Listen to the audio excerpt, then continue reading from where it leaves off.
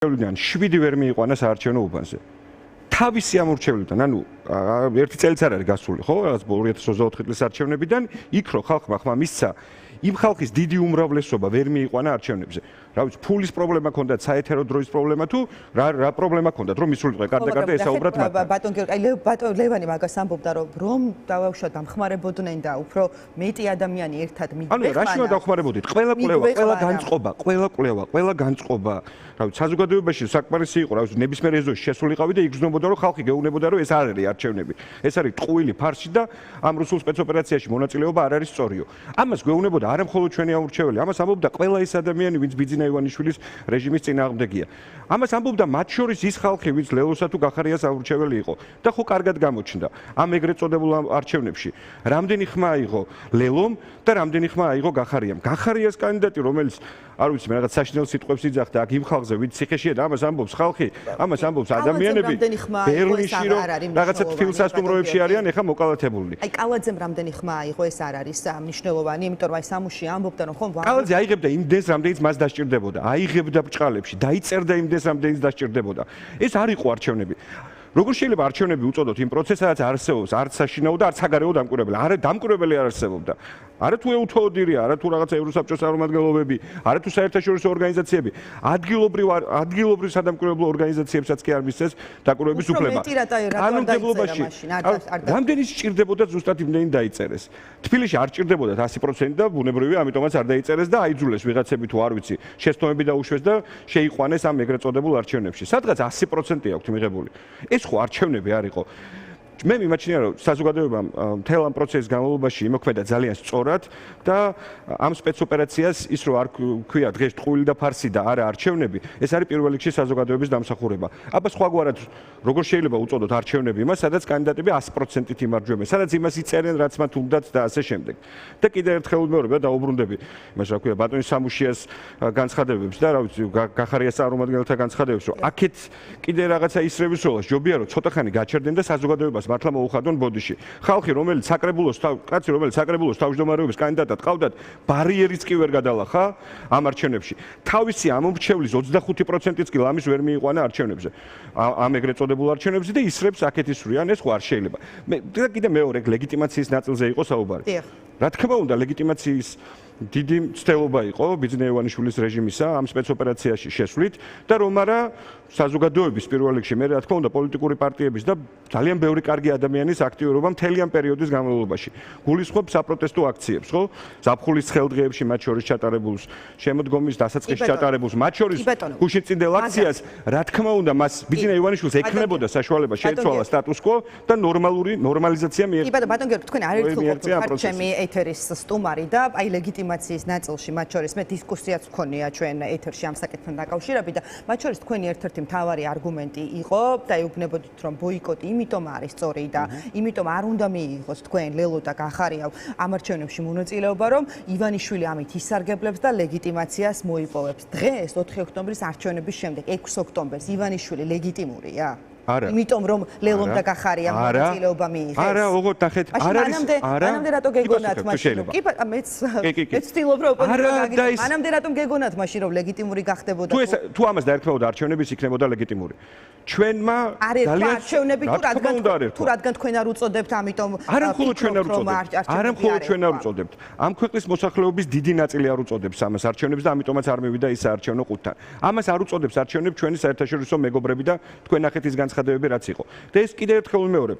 ის რომ ბოიკოტმა მე ამ სიტყვას იშვიათად ვიყენებდი, იმიტომ რომ ეს არჩევნებთან მიმართებაში გამოიყენება და ჩემი ეს საერთო არჩევნებიც არ იყო, მაგრამ კი ბატონო, ბოიკოტის კამპანია მიმუშავა ძალიან წარმატებით და ამიტომაც ვერ მიაღწია ბიძინა ივანიშვილმა ლეგიტიმაციას. და ეს არის პირველ რიგში იმ ხალხის დამსახურება, ვინც ამ მთელი ამ პერიოდის განმავლობაში არ თანამშრომლობისა და წინააღმდეგობის რეჟიმში იყო.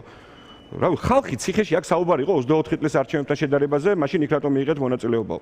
რავი, ბატონ სამუშიას, კუპრაძეს და სხვებს. მართლა ვერ ხვდებიან განსხვავებას, რა განსხვავება იყო 2024 წლისა და არჩევნებსა და 2025 წლის რუსულ სპეცოპერაციას შორის. ირაკლი კობახიძის განცხადებები 28 ნოემბერს. დაპატიმრებული იყო, რა ვიცი, პრაქტიკულად ყველა პოლიტიკური ლიდერი, შეცვლილი კანონმდებლობა. როგორ შეიძლება ეს ყველაფერი ერთმანეთს შეედაროს? კი ბატონ, და ბატონ გიორგი რამდენიმე წუთი დარჩა და მინდა თქვენს ზოგადად სამომავლო გეგმებზეც გკითხოთ, მე ვიცი რომ კოალიცია ცვლილებებისთვის რაღაცა 4 ოქტომბერთან დაკავშირებით იმ მასშტაბის მოლოდინებს არ ქმნიდა, მაგალითად როგორც სხვა პარტიები, რომლებიც რაღაცა არ შეიძლება პირდაპირ არ ამბობდნენ 4-ში ვიწყებთ და 4-ში ვამთავრებთ, მაგრამ წმენას ამის ასხივებდნენ.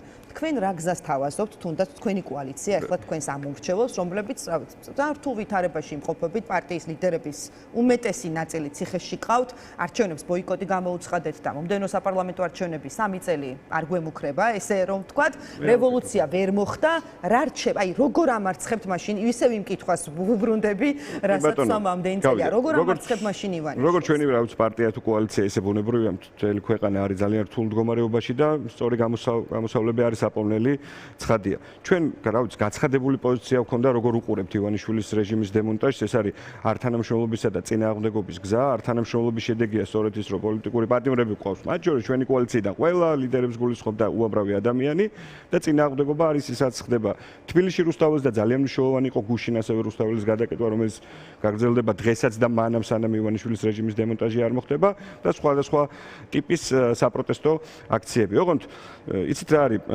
ხო, მე მესმის, რომ 4 ოქტომბერმა იმედგაცრუება ბიძინა ივანიშვილისადმი განწყობილი ადამიანების ნაწილში გამოიწვია და ეს, რა ვიცი, მოსაუბრელიც იყო, ხო, ერთის მხრივ ვერავინ ვერაფერი გამოგლიჯა და მეორეს მხრივ 4 საათში დასამთავრებელი რევოლუციაც არ ახდა და ორივე რა თქმა უნდა იყო ძალიან ესეთ მოსალოდნელი ამბავი. ამის შესახებ როგორ ხედავთ, ანუ პროტესტი გრძელდება უწყვეტად, აი 300-ზე მეტი დღე გავიდა დაუშვათ, აი კიდევ 200 დღე გრძელდება პროტესტი, აი რაღაც ეტაპზე ივანიშვილი არ ვიცი, იღლება ამ პროტესტით და მიდის თუ აი როგორ წამოგვიდგენიათ მისი დამარცხება, იმიტომ რომ არჩევნების გზით ვერ ხედავთ, რევოლუციისაც დიდად არ გჯეროდათ და რა გზა რჩება მაშინ?